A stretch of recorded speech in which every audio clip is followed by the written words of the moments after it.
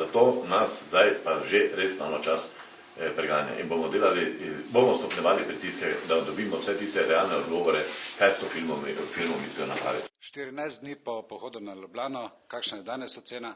Ja, jaz mislim bolj negativna kot pozitivna še za enkrat. Jaz upam, da še bo vlada v tem prihodnjem tednu se oglasila in nam povedala kakšno boljšo obetavno novico, da bomo to firmo rešili, če drugače bo pa to dejansko prava katastrofa.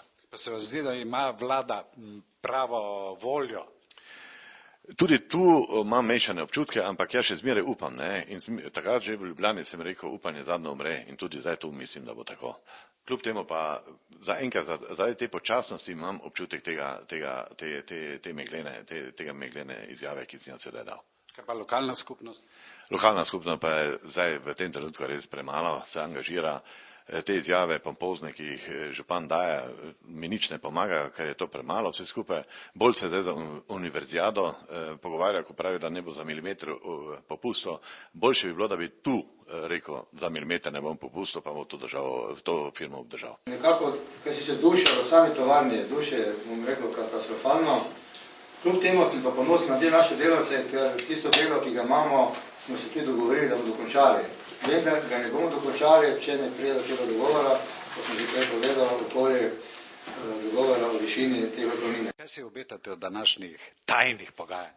No, jaz ne bi rekel, da so bili tajne pogajanja, za ta pogajanja vsi delavci vejo. Danes ničesar še, ker danes bomo mi samo predstavili svoje stališča, kaj pomeni glede odpravnin. Če je likvidacija, se pravi dvakrat to, kaj da zakon. Pogovarjate se skoraj z istimi sogovorci. Kaj bi bilo novega lahko? Zato, ker so isti sogovorci, smo mi prepričani, da danes ne bo ta sestanek potekal tako, kot mora. Zahtevali smo nekoga drugega, ki ima kompetence. In kdo bi ne to bil? Ja, po zapisu, ki smo ga dobili, nekšni kadrovski strokovnjak iz Nemčije. In kaj boste povedali jutri svojim delavcem? Ja, jutri še vedno nič, ker danes je ta pogovor, ki bo tekel, verjamem, da ne bo končano, delavci bodo seznanjeni, da če ne pride do govora, do srede zjutraj, do 7, če ne bo podpisano, je stavka. To se pravi, sreda je spet ključni dan. Tako, sreda je ključni dan, s tem, ko mi napovedujemo stavko, želimo tudi istočasno državi povedati, da še nismo končali in da še vedno želimo, da ta firma živi naprej. Se pravi, ni ravno pohvala državi.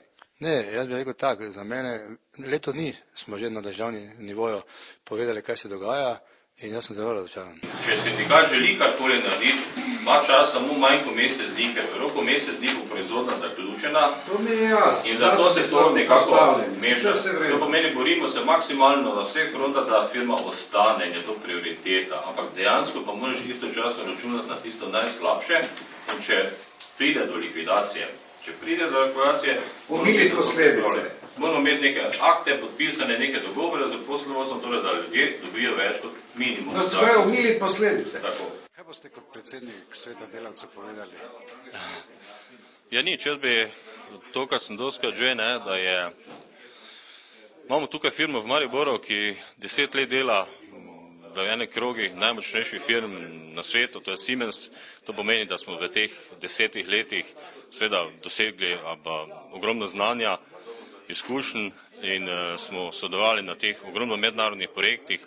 Torej gre za izobraženo, visoko kvalificirano delovno silo, ki zna delati izdelke, ki vozijo danes po vseh, bi rekel, svetovnih pa evropskih tirih.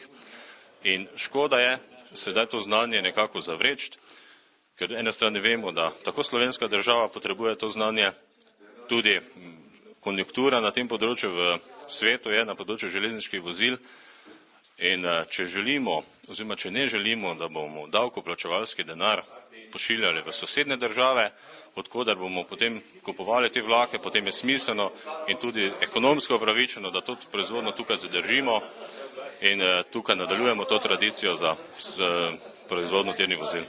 Kakšna pa je morala med delavci? Ja, seveda, bi rekel, ko je likvidacija, to je v bistvu v nekem smislu smrt podjetja in seveda, stanje je zelo klaverno, čeprav se zavedamo, da pač to delo, ki ga tukaj imamo, moramo opraviti, ampak stanje sigurno ni prijetno. Vam zaupajo še? Jaz bi rekel, na teh sestankih sveta delavcev, tako kot zborih delavcev, je, kar mislim, da je kar podpora, da redno predstavljamo, kaj delamo, na kak način delamo.